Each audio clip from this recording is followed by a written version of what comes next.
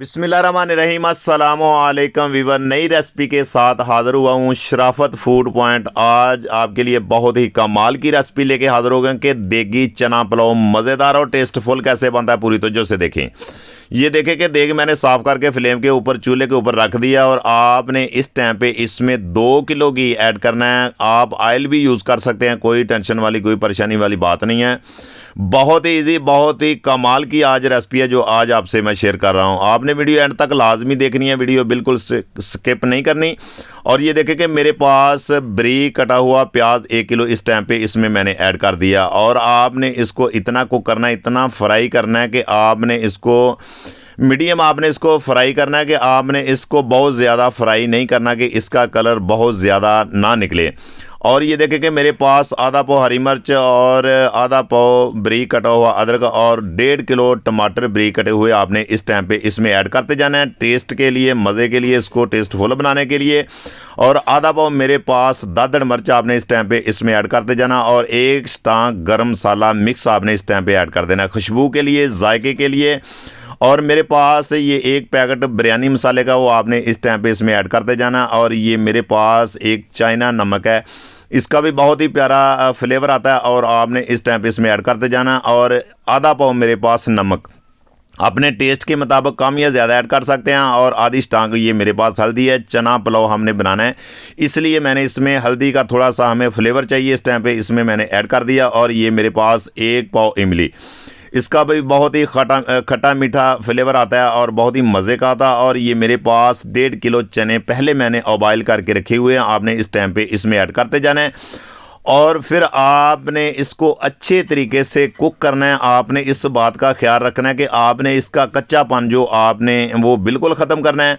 अगर आपने इस बात पर ज़्यादा गौर देनी है कि आपने इसकी बनाई अच्छे तरीके से करनी है, फिर इसका बहुत ही प्यारा रिज़ल्ट और आपको अच्छा और स्पाइसी मिलेगा। और इस टाइम पे मैंने 10 लीटर पानी ऐड कर दिया कि 10 किलो चावल हमारे पास है। ये 10 किलो चावल की रेसिपी आपसे मैं शेयर कर रहा हूँ।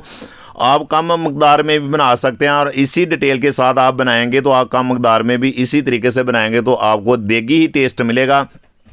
और ये देखते जाएं कि पानी हमने इसका कंप्लीट कर दिया और आपने इसको ऊपर से कवर करके आपने इतना पकाना है कि आपने उबाल आने तक आपने इसका वेट करते जाना है।